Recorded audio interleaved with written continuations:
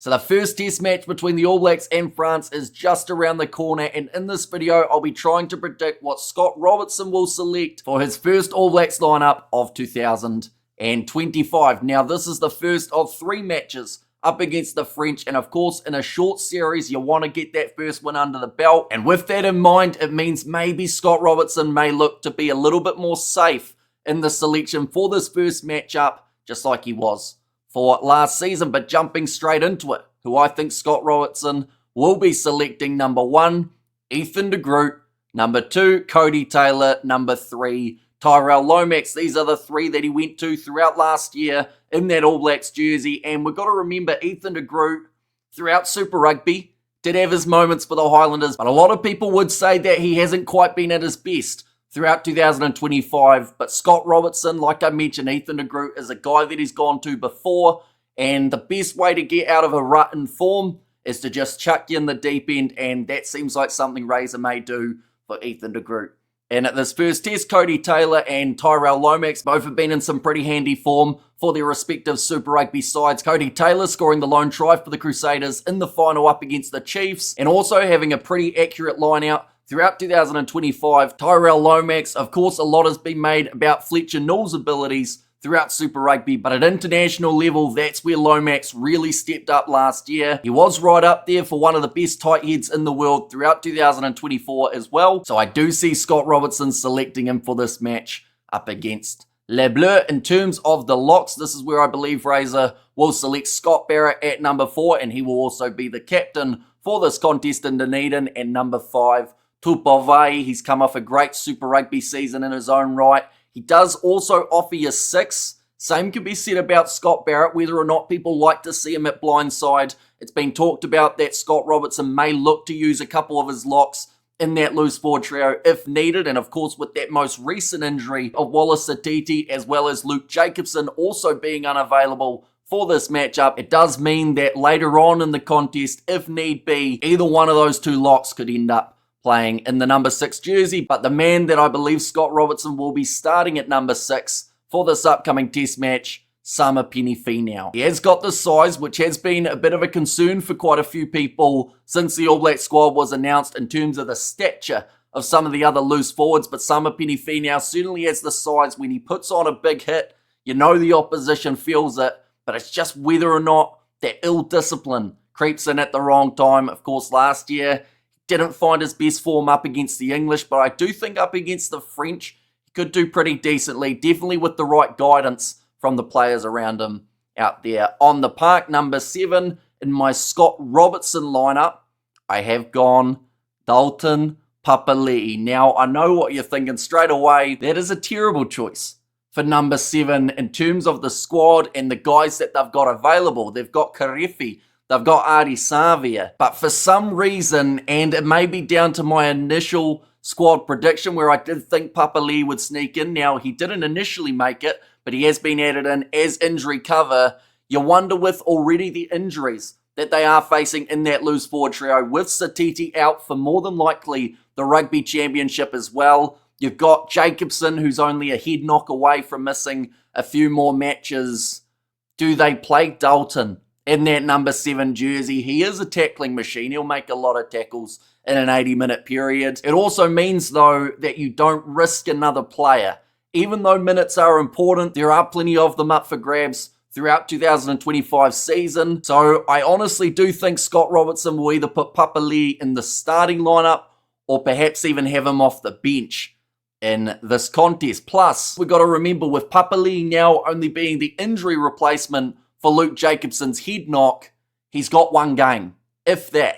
So he's got to go out there, and perhaps Razor and the other selectors will use this as a trial match. See where Papali'i's at internationally. He did actually start the game up against the English last year alongside Sama Penifeau and the man that I've put at number 8, Ardie Savea. So it would kind of make sense as a Razor selection to possibly see Papali'i in the side somehow. But like I said, Ardie Savea I have gone with as the number 8. Now, last time that the All Blacks played France, he did actually play in the number 7 jersey. That was one of the lone times that we saw him at open side throughout 2024. He is a phenomenal player. Wherever you put him, whether that is 7 or 8, he's going to give you 110%.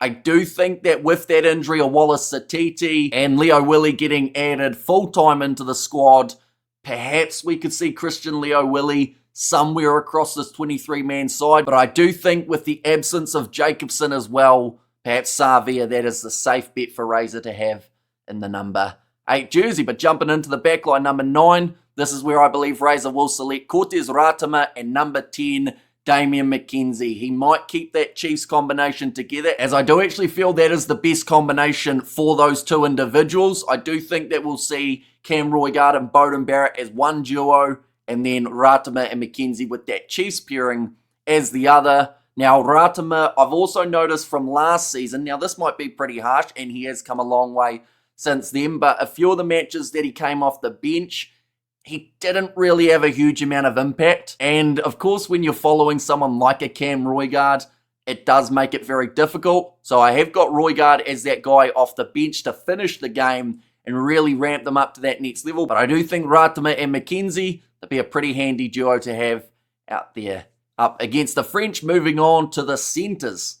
Once again, reiteration, this is what I feel Scott Robertson may select. Number 12, Jordie Barrett. Number 13, Rieko Ioane. Whether or not people like that combination can be debated all day, but they are the experienced duo. There will be plenty of time where Scott Robertson will use Proctor throughout this year. We will get to see Timothy Tavanawai, Quinn Tupaia. But heading into this first match, I know Razor said that he wants to experiment a little bit over the season, but for this first game, down in Dunedin, when you need a win to feel confident, heading into the second match, do you go with form of Super Rugby or do you go with players who have experience? Now, I would quite like to see if they are going to have Jordie Barrett in that number 12 jersey, perhaps Billy Proctor in that 13, and then Rieko, if he is going to be somewhere across the 23, maybe have him coming off the bench. But of course, this is what I feel Scott Robertson may select. I hope that he proves me wrong. Of course, a lot of these selections are based off what we saw last year, but it does sound like we're going to get to see a new Razor for 2025. But until we see those selections, it's hard to pick what would be different from last year. But with that combination, brings my outside backs, number 11, Caleb Clark, number 14, Sevu Reece, and number 15, Will Jordan. 3 men who have done great things in the All Blacks kit. Caleb Clark last season, an absolute standout on that left wing side. Yes, the Super Rugby season was a little bit flat, but you put an All Blacks jersey on him, and if it's anything like last year, he's really going to be able to shine out. On the left wing side, Sevu Reece, he has got plenty of experience, also has worked alongside many of these other All Blacks that I've got on the back line, including this man in Super Rugby, Will Jordan, one of the most clinical players in World Rugby today in terms of matches played compared to tries scored. Likes to work away from the back. He also does offer 14. I know that it's something, once again, that some people don't like to hear, but it's where they have put him throughout previous seasons. I'd like to see Will Jordan, though, throughout this year find himself in that number 15 jersey. Moving on to the bench, I've gone with the 5-3. I don't think we'll see any experimentation there, although there is a chance that the French look at going with a 6-2 split, although with such a young squad, you'd have to assume they'd like to have that extra back as a little bit more cover. But the front row, number 16, Samisoni Taukei'aho, number 17, Tamaiti Williams, and number 18, Fletcher Null, keeping those Crusaders together in the 17 and 18 jersey. Taukei'aho, overall a very solid season of Super Rugby. The only other option there would be Brodie McAllister, but I don't see Scott Robertson chucking him in the deep end for this very first test match. Number 19, this is where I have put Patrick Tuipulotu. I'd love to see Fabian Holland down in Dunedin, and I do think that with this match happening down south, it would be the perfect opportunity to get Fabian Holland out on the field in front of the home crowd. But you just wonder whether or not they'll look at experience here rather than going with the debutant. I would absolutely love to see it, though. Holland definitely throughout the season has proven why he has made it into this All Black side. I've already got Ethan de Groot as a Highlander boy in the starting lineup. Perhaps Holland has to find himself in it there as well. Number 20, this is where I have got Duplessis Karefi. He does offer you a replacement at 7, and like I mentioned, maybe one of the locks do look at going into that blindside flanker role. I haven't got a huge amount of cover for number 8, although Dalton Papali'i, I believe, can actually play in that 8 jersey if necessary. But Duplessis Karefi, I think from what he's done throughout this season, they will definitely look at him as an option at 7 throughout this year. And him and Savia, perhaps both jockeying for the same jersey, or perhaps both in that loose forward trio in the vision of Scott Robertson. And now on to the last 3 positions, the replacement backs. Number 21, Cam Roigard. Number 22, Beauden Barrett.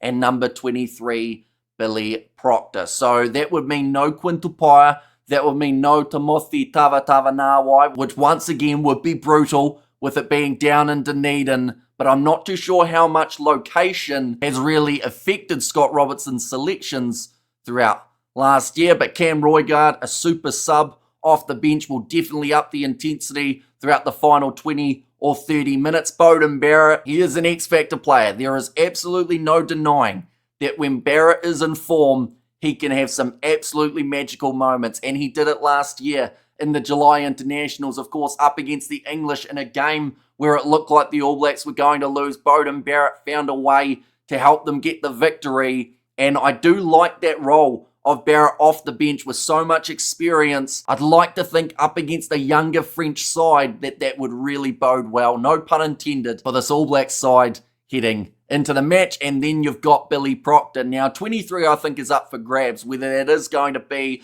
a Proctor, a Tavatavanawai, a Tupaia, maybe a Narawa, maybe even Ruben Love. Those are the guys that could find themselves in that number 23 jersey. I do like the idea of having Billy Proctor make his way out there though. Give him a few minutes. Perhaps you take Rico off, or you put Rico out on the wing and take either Caleb Clark or Sever Reece off the field instead. But I do see Proctor somehow ending up in Scott Robertson's 23-man side. But nonetheless, that is the lineup, ladies and gentlemen, that I feel Scott Robertson may select heading into this first test match up against the French. Now, I want to once again clarify, this is not what I would select. We are going to have that video coming out a little bit later on, so be sure to check that out as well. But do let me know in the comments who you think Razor will select for this first lineup of 2025. If you did enjoy, of course, be sure to leave a like and subscribe to the channel, and I will see you all for the next one.